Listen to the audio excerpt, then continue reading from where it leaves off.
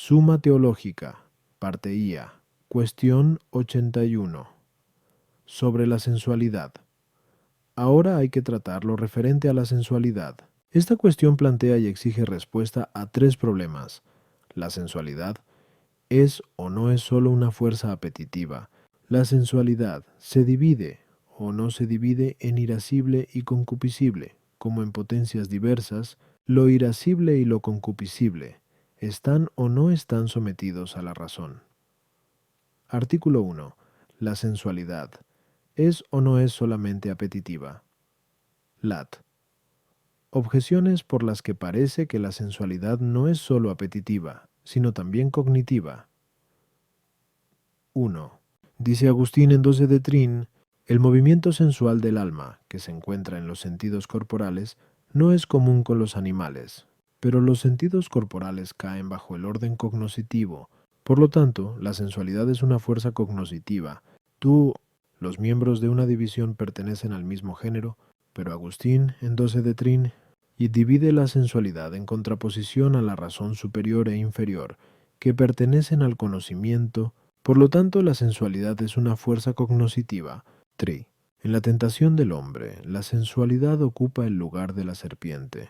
Pero la serpiente, en la tentación de los primeros padres, se presenta como quien descubre y propone el pecado, que es algo cognoscitivo. Por lo tanto, la sensualidad es una fuerza cognoscitiva. Contra esto, la sensualidad se define como el apetito de cosas pertenecientes al cuerpo. Respondo.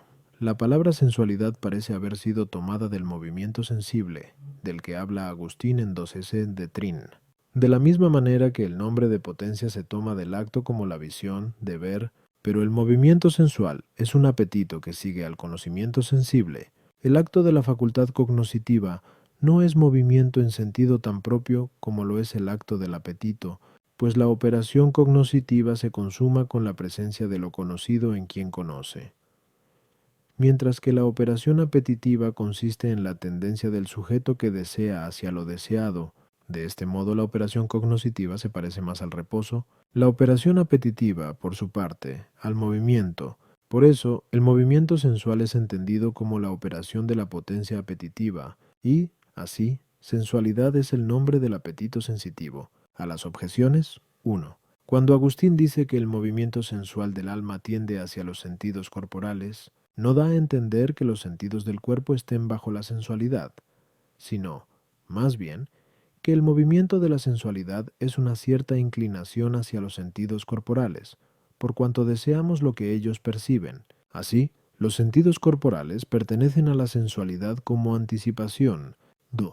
La sensualidad se divide contra la razón superior e inferior por cuanto convienen en el acto de mover, pues la facultad cognoscitiva, a la que le pertenece la razón superior y la inferior, es motriz, como también la apetitiva, a la que pertenece la sensualidad. 3. La serpiente no solamente descubre y propone el pecado, sino que también impulsa a cometerlo. En este sentido, la sensualidad está simbolizada por la serpiente. Artículo 2. El apetito sensitivo ¿se divide o no se divide en irascible y concupiscible, como en potencias diversas? Lato objeciones, por las que parece que el apetito sensitivo no se divide en irascible y concupiscible, como en potencias diversas. 1. Como se dice en segundo de ánima, una misma potencia tiene por objeto cosas contrarias, como la vista tiene lo blanco y lo negro, pero lo conveniente y lo perjudicial son contrarios. Por lo tanto, como el objeto del apetito concupiscible es lo conveniente, y en cambio el del irascible lo perjudicial, parece que una misma potencia del alma es irascible y concupiscible. El apetito sensitivo no tiene por objeto más que lo conveniente a los sentidos, pero lo conveniente a los sentidos es el objeto concupiscible. Por lo tanto, no hay ningún apetito sensitivo diferente del concupiscible. El odio está en el irascible, pues dice Jerónimo en Supermete 13:33, en el irascible odiemos los vicios. Pero el odio, por ser contrario al amor, se encuentra en el concupiscible. Por lo tanto, la potencia concupiscible e irascible es la misma. Contra esto, está el hecho de que Gregorio Niceno y el Damasceno sitúan estas dos potencias. la irascible y la concupiscible, como partes del apetito sensitivo. Respondo. El apetito sensitivo es una facultad genérica llamada sensualidad, pero dividida en dos potencias, cuyas especies son la irascible y la concupiscible. Para entender esto, hay que tener presente que es necesario que en los seres naturales corruptibles no solo debe haber tendencia a procurarse lo conveniente y eludir lo perjudicial, sino que también debe haber tendencia a resistir lo corruptivo y adverso, que son obstáculos para conseguir lo conveniente, y son también fuente de perjuicios. Así, el fuego no solo tiende por naturaleza a alejarse de un lugar bajo, que le es contrario, y a elevarse, que le es propio también por naturaleza, sino que también tiende a resistir ante todo lo que le altera y obstaculiza. Así, pues, porque el apetito sensitivo es una tendencia que sigue al conocimiento sensitivo, como el apetito natural es una tendencia que sigue a la forma natural. Es necesario que en la parte sensitiva del alma haya dos potencias apetitivas. Uno, una por la que el alma tienda simplemente hacia lo conveniente en el orden sensible, y rehúya lo perjudicial, a esta la llamamos concupiscible. 2. Otra, por la que el animal rechaza todo lo que se le opone en la consecución de lo que le es conveniente y le perjudica, a esta la llamamos irascible, cuyo objeto denominamos lo difícil, esto es, porque tiende a superar lo adverso y prevalecer sobre ello. Estas dos tendencias no se reducen a un solo principio, porque a veces el alma, a pesar de la tendencia de su apetito concupiscible, se ocupa de lo triste con el objetivo de superar los obstáculos, conforme con la tendencia irascible. Por eso también parece que hay lucha entre las pasiones del irascible y las del concupiscible, pues, encendida la concupiscencia, disminuye la ira, y encendida la ira, disminuye la concupiscencia. Esto mismo se desprende con claridad del hecho de que el irascible es como campeón y defensor del concupiscible, ya que irrumpe contra los obstáculos que impiden alcanzar lo conveniente que apetece el concupiscible, e irrumpe contra lo perjudicial de lo que huye el concupiscible. Por eso, todas las pasiones del irascible empiezan en las del concupiscible y en ellas terminan. Esto sucede con la ira, que nace de aquella tristeza que afecta al sujeto, y, lograda su venganza, se convierte en alegría. Por lo mismo, las peleas de los animales responden a lo concupiscible, como puede ser el alimento o los apareos, según se dice en Becho de Animalibus. A las objeciones 1. El apetito concupiscible tiene por objeto tanto lo conveniente como lo perjudicial, pero el irascible se centra en la resistencia a lo perjudicial, combatiéndolo todo. Así como en las facultades cognoscitivas, en la parte sensitiva hay una facultad estimativa, que, como dijimos anteriormente, Kietobosa, Sentiota 2, percibe lo que no impresiona al sentido. Así también, en el apetito sensitivo, hay una facultad que tiende hacia algo que no es conveniente para el deleite de los sentidos, pero sí útil al animal para su defensa. Esta es la potencia irascible. 3. En cuanto tal, el odio pertenece al concupiscible, pero por razón de la lucha que provoca, puede pertenecer al irascible. Artículo 3. Lo irascible y lo concupiscible, ¿están o no están sometidos a la razón? Lat. Objeciones por las que parece que lo irascible y lo concupiscible no están sometidos a la razón. 1. El irascible y el concupiscible son partes de la sensualidad, pero la sensualidad no obedece a la razón, por eso es simbolizada con la serpiente, como dice Agustín en 12 de Trin. Por lo tanto, el apetito irascible y el concupiscible no están sometidos a la razón. Cuando se obedece a alguien, no se le contradice, pero el irascible y el concupiscible contradicen a la razón, según aquello del apóstol en Rom 7:23.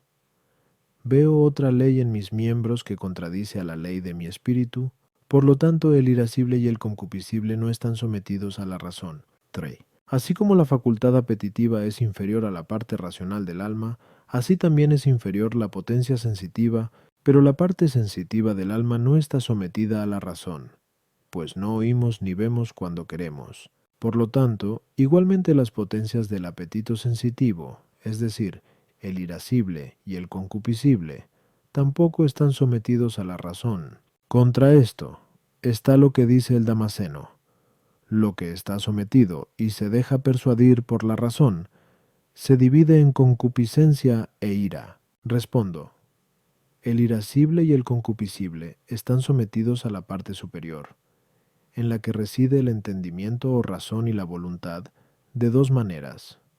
1. Una, con respecto a la razón. De dos, otra, con respecto a la voluntad. Están sometidos a la razón en cuanto a sus mismos actos. Esto es así, porque en los otros animales, el apetito sensitivo está ordenado a ser movido por la potencia estimativa. Ejemplo: la oveja teme al lobo porque lo estima enemigo suyo.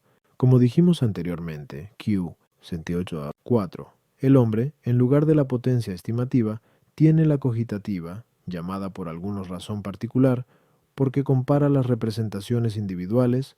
Por eso, de ella proviene en el hombre el movimiento del apetito sensitivo. La razón particular es movida y regida naturalmente por la razón universal. Por eso, en la argumentación silogística, de las proposiciones universales se deducen conclusiones particulares. De este modo resulta evidente que la razón universal gobierna el apetito sensitivo, dividido en concupiscible e irascible, y que este apetito le está sometido, y porque el resolver los principios universales en conclusiones particulares no es una obra del entendimiento en cuanto tal, sino de la razón, se dice que el apetito concupiscible y el irascible están sometidos a la razón más que al entendimiento. Esto puede experimentarlo cada uno en sí mismo, ya que, recurriendo a ciertas consideraciones generales, se mitigan o intensifican la ira, el temor y otras pasiones similares. Igualmente, el apetito sensitivo se subordina a la voluntad en orden a la ejecución, que se lleva a cabo por medio de la fuerza motriz. En los animales, a la actividad concupiscible e irascible, inmediatamente le sigue el movimiento. Ejemplo: en la oveja, que huye inmediatamente por temor al lobo. Esto es así, porque no hay en ellos un apetito superior que le contradiga. En cambio, el hombre no se mueve inmediatamente impulsado por el apetito irascible y concupiscible, sino que espera la orden del apetito superior, que es la voluntad, pues en todas las potencias motoras, ordenadas entre sí, la segunda no se mueve a no ser por la primera. Por eso, el apetito inferior no es suficiente para mover hasta que no lo consiente el superior. Esto es lo que dice el filósofo en Tercero de Anima. El apetito superior mueve al inferior como la esfera superior a la inferior. Por lo tanto, así es como el apetito irascible y el concupiscible están sometidos a la razón. A las objeciones. 1. La sensualidad está simbolizada por la serpiente, en lo que se refiere a aquello que le corresponde por razón de la parte sensitiva. En cambio, el irascible y el concupiscible indican, más bien, el apetito sensitivo por parte del acto, al que son instigados por la razón, como dijimos. 2. El filósofo en Politicorum dice: en el animal es observable tanto el poder despótico como el político. El alma domina al cuerpo con despotismo, y el entendimiento domina al apetito con poder político y regio, pues se llama dominio despótico el que se ejerce sobre los siervos, los cuales no disponen de ningún medio para enfrentarse a las órdenes de quien ordena, ya que no tienen nada propio. En cambio, el poder político y regio es el ejercido sobre hombres libres, los cuales, aunque estén sometidos al gobierno de un jefe, sin embargo, poseen cierta autonomía que les permite enfrentarse a los mandatos. Así, se dice que el alma domina al cuerpo con poder despótico, ya que los miembros del cuerpo en nada pueden oponerse al mandato del alma, sino que conforme a su deseo inmediatamente mueven el pie, la mano o cualquier otro miembro capaz de movimiento voluntario. En cambio, se dice que el entendimiento o la razón ordenan al apetito concupiscible e irascible con poder político, porque el apetito sensitivo tiene cierta autonomía que le permite enfrentarse al mandato de la razón, pues el apetito sensitivo, por naturaleza, no sólo puede ser movido por la facultad estimativa en los animales y por la cogitativa en el hombre, siendo ésta dirigida por la razón universal, sino también por la imaginación y los sentidos, de ahí que experimentemos la resistencia que el apetito concupiscible e irascible oponen a la razón. Al sentir o imaginar algo deleitable que la razón veta, o algo triste que la razón ordena. Por eso, la resistencia que el irascible y el concupiscible oponen a la razón no excluye que le estén sometidos. 3. Los sentidos externos para obrar necesitan ser estimulados por los objetos sensibles exteriores, cuya presencia no depende de la razón, pero las facultades interiores, tanto apetitivas como aprensivas, no necesitan objetos exteriores. De este modo, están sometidas al imperio de la razón, que puede no solamente provocar o calmar los afectos de las potencias apetitivas, sino también formar las representaciones de la potencia imaginativa.